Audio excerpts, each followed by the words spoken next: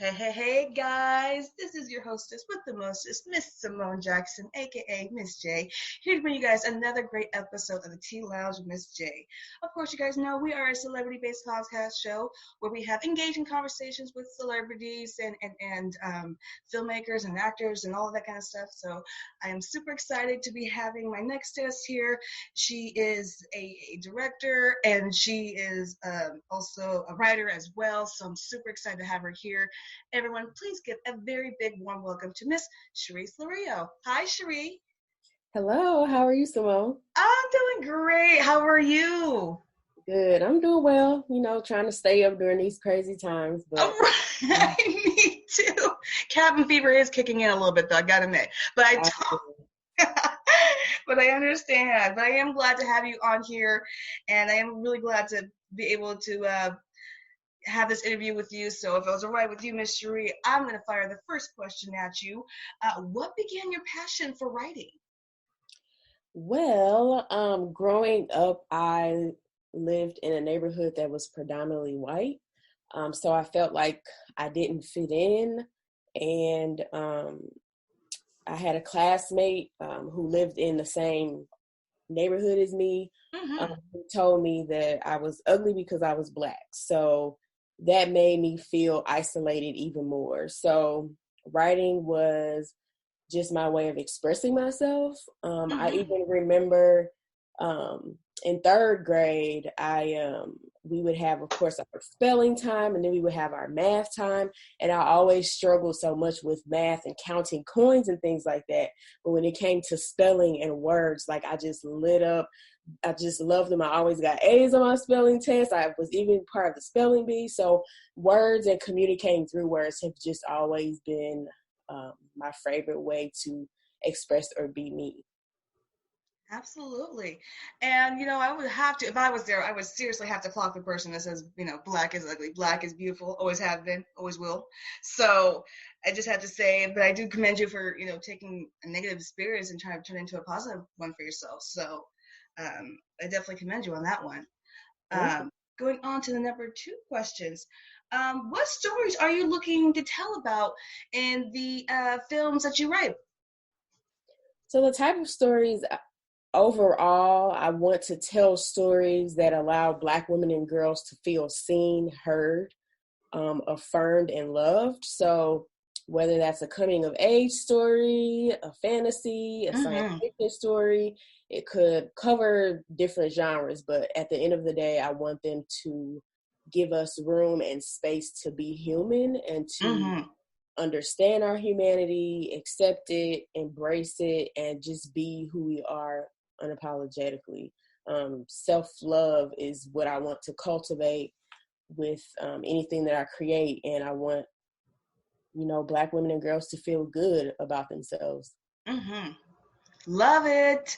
Love it. I am all about that complex and self-love and everything that, makes us Black women. So I am so for that. That coming on, going into that a little bit more with the third question, for first-time watchers of your work, what film or series would you recommend that they watch to understand who you really are as a director and writer? So right now I am in post-production, which means editing and putting all the final pieces together on my short documentary called Black Girl Blue. The behind the scenes trailer is on my website and was released I think it was earlier this year, so about 3 or 4 months ago. And basically what it is a conversation with different Black women who live with mental health conditions, and it Mm-hmm. outlines their struggles, how they're getting through it, what it's like to be a Black woman dealing with a mental health condition, particularly how the stereotype of the strong Black woman impacts our ability to receive help, empathy, etc.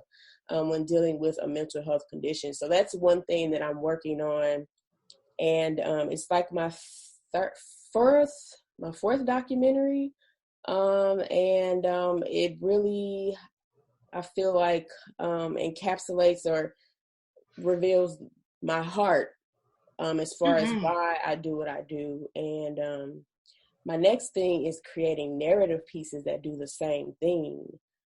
help Black women feel seen and heard. So that's what I'm most looking forward to.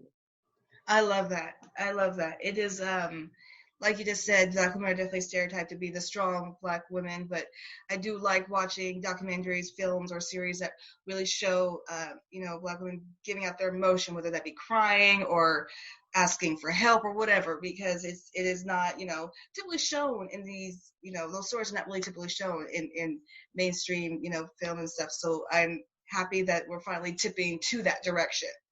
So, because it definitely needs to be seen, for sure. Going on to the number four question. I'm sorry. Who do you look up to director-wise, and why? I would say I most look up to Ava DuVernay. Yay! And the reason why, I mean, her heart is apparent and clear in every project that she works on, that she completes. And that is what it's about for me, is revealing a piece of myself in everything that I do, but while doing that, allowing others to do the same, to feel something, to walk away, either wanting to do something differently, realizing something about themselves, realizing something about the world that could be differently. I feel like she just tells the truth in a way that you can't ignore it. So that's what I love most about what she does, and that's who I look up to. I love Ava DuVernay, so I have to agree with everything. She's incredible. There isn't anything that she hasn't done that I haven't watched, so totally agree with that. Um, Going on to the number fifth question, where can the Tea Lounge audience follow you and your work? So you can check me out at ShareeSilerio.com, which is ShareeSilerio.com. I know it's a lot, but that's where you can find me on the web. Also on Facebook, Instagram, and Twitter at Sharee Silerio. So at my first and last name. And my favorites are Twitter and Instagram. So I'm on there the most. I highly, highly encourage my Tea Lounge audience to please follow Miss Sharee. She's got amazing work coming through, and her wanting to put young Black women and Black girl stories in the forefront definitely needs to be supported and definitely needs to be backed up. So make sure you guys follow her and everything. Going on to the number six question, mental health. I know we talked about it earlier in the conversation, but mental health is an important topic for your work. But why is that? Why is that so important to you? Well, mental health is a big part of my family. It's a big part of my experience growing up. I have several family members on my mother's side who have dealt with mental health conditions, as well as on my dad's side. So I didn't have a choice but to be confronted with it, although the ways that my family dealt with it most of the time were not the most healthy. Mm-hmm. So I think where I really started wanting to interact with mental health was after 2016, which is when my favorite uncle, who was paranoid and he had schizophrenia, he passed away. This is a person who I could really tell everything to. We would be on the phone for hours. He was literally just outside of my mom, like the other best friend that I had, and I could totally be myself with. So when he passed away, that took a toll on me, and I didn't know how to grieve. So that led to me going to counseling, which also led me to unpack a lot of the trauma that I experienced growing up and how it impacted my present. So I began a healing journey, and I realized that it's something that I absolutely needed and would not be where I am today as far as creating the content that I am creating and, creating it year after year. And I really wanted to open up the opportunity for other Black women to do the same, to open that door and be like, I need healing too. Let me, figure out how I need to do that in the best way for me. Yes. Yeah. I totally agree with that, and I'm so happy that's. I'm so glad that's why that's mental health is such a forefront in your work, because it is important to explore, these complex emotions and feelings that, Black women don't always get to show, because we're always told to either, hold it in or kind of just keep pushing and stuff like that. So it is healthy, and it is great to be able to say, hey, I'm not in the best place right now. Let me ask for help so I can, get myself there. So it is great that, that's part of part of your film work and everything. So it's awesome that you do that. Going on to the number 7 question, in your own opinion, why is it important now more than ever for filmmakers to show more topics for Black girls and their mental health? Well, I mean, if you look at this whole pandemic, yeah. mental health is going to be something that we're dealing with for a while. Like, this is Mm-hmm. literally a traumatic experience for millions and hundreds of millions of people around the world. And most of the time, communities of color, and then the Black community, period, we either have a stigma associated with mental health, Mm-hmm. or we don't have access to the resources. So maybe health insurance that offers assistance with, going to a counselor, because counseling is not cheap. Nope. Or we just have that barrier of, I got to be strong, and this isn't something I should be dealing with as a Black woman or as a Black man, etc. But I feel like this is the perfect time because, social media exists, and we all have the opportunity to share our stories, with truth and with confidence. And just over the last several months, how social media has reacted to women like Summer Walker, who shared that she has extreme or severe anxiety, and people are, Right. either laughing at her like, well, how do you have anxiety and you're doing this and you're doing that, not knowing, what that really entails and how it really impacts someone Mm-hmm. who, suffers with it. So this is just the perfect time to offer understanding and sympathy, and Mm-hmm. just open our eyes to something different, really. I 100% agree.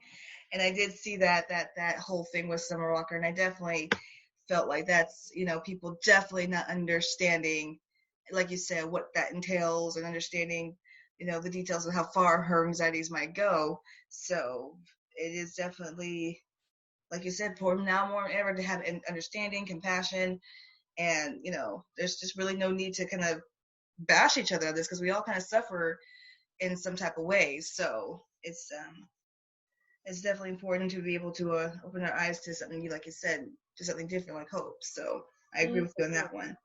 Yeah, I just Um, want us to be less judgmental about others, and yes, I mean, that's what we need, everyone. absolutely, totally agree, 100%, totally agree with you. Coming up to the last few questions, though, Miss there, Sharee, what future projects are you involved with that you can just give a little dish about to the Tea Lounge audience? Yeah, so I am actually working on a Hidden Figures type story. The group, Ooh, I know, right, and that movie was everything. I yes, literally cried. I love it. I watched it 3 times. I've 4,000 times. I'm not lying. I'm not ashamed of it. I'm not ashamed of it at all. Yeah, it's definitely a favorite. But so yeah, so I'm working on a project that is related to another project that recently came out last month about another self-made Black woman in America. Ooh, So yeah, that's what I can say right now. I can't say too much, but that's right, that's what right. I'm working on. Ooh, I'm excited. I'm excited. I cannot wait to see more stories that you have got to tell. Like you said, the Hidden Figures type story, I'm all in, because, like I said, Hidden Figures is one of my favorite movies. So I am super excited, Miss Sharee. Make sure you definitely keep us posted, because I want to make sure Tea Lounge keeps up with you and everything that you do. So make sure you definitely keep us in the loop. So. Yes, definitely. Mm-hmm. Going on to the last 2 questions there, Miss Sharee. What goals do you hope to achieve in your filmmaking writing career? Well, I mean, a lot of the times the ultimate goals for anyone creative is to, receive the awards and all those type of things. But what my goal really is to be able to make a living off of my art, and to create art that matters to people and that impacts and changes their lives. So that's honestly my ultimate goal with anything that I create, is to have an impact. Definitely love it. And for sure, your work will definitely have an impact. It's definitely have an impact on me. So I know it's going to definitely have an impact on the Tea Lounge audience and, of course, audiences worldwide. So I don't think you have that to worry about. It's definitely going to make your mark. Your art's definitely making a mark. Thank you. That means a lot. Of course. Going on to the last question there. Who would you like to work with in the film industry? Actor-wise, director-wise, who would you describe as your perfect cast for your movie? So director-wise, of course, Ava DuVernay. Of course, there's no arguments, there's no discussion in there. I totally agree. I would love to work with her. Actor-wise, Angela Bassett is like my ultimate favorite. Like, I feel like she's one of the reasons why I fell in love with film. So definitely Angela Bassett. Those are the two that I can think of right now, but basically anyone who's making something that uplifts Black women. I mean, that's what I'm all about, that, you know, gives face to our stories and tells the truth about who we are and what we've overcome and who we have the potential to be. That's anyone I would want to work with. Yes, I love that. More stories about uplifting Black women. That is something I can get down with. Pretty much take all my money. I am there. Yes, I totally agree. Yeah, I'm totally agreeing with you. So, and I would think you and Ava DuVernay would make one hell of a team. That would be a female power duo that the world is they ain't ready for that yet. They're not ready for that yet. They think they're ready, but they're not. So they're not ready for that type of atmosphere. But we're definitely gonna keep it in the atmosphere. But the world ain't ready yet. Soon, but not yet. Miss Sharee, I am super glad I was able to get you on here and get with this amazing interview. Like I said, I love your work, and I know that once my audience hears this podcast, checks out your work, they're gonna love it too. I hope, of course, I highly encourage them to, of course, make sure they follow you on social media, make sure they check out all the documentaries and all the upcoming projects that you do have coming, because it is definitely going to be a must-see, and definitely they need to support it, because we definitely need more stories that you're bringing and more stories that you're writing. So I definitely highly encourage them to follow you, and I definitely thank you for being on here with me today. You're welcome, and thank you so much for having me. I appreciate it. It means a lot. Of course, you guys know, make sure you guys follow Miss Sharee on Twitter. She did say that's where her favorite place to be, so make sure you guys support her, follow her, make sure you guys hit her up to make sure you guys keep up to date with all of her upcoming projects and work. You definitely want to do that, because, you know, we've had a lot of people here that have done this podcast and then they've gone off to done bigger, better things, so you definitely want to hear, hey, I know Miss Sharee, her other Teen Lounge, so make sure you guys follow her, support her. She's definitely going to continue to do bigger and better things. So, but of course, you guys know I am your hostess with the mostest, Miss J. This has been another great episode of the Teen Lounge with Miss J. Of course, you guys know I will be back to bring you guys another great episode soon. But until then, I want to thank my guest, Miss Sharee Silerio, one more time. And of course, you guys, I want to thank you guys for listening in. Till next time, I am Miss J. You guys have a great day, and we'll be back soon. Bye.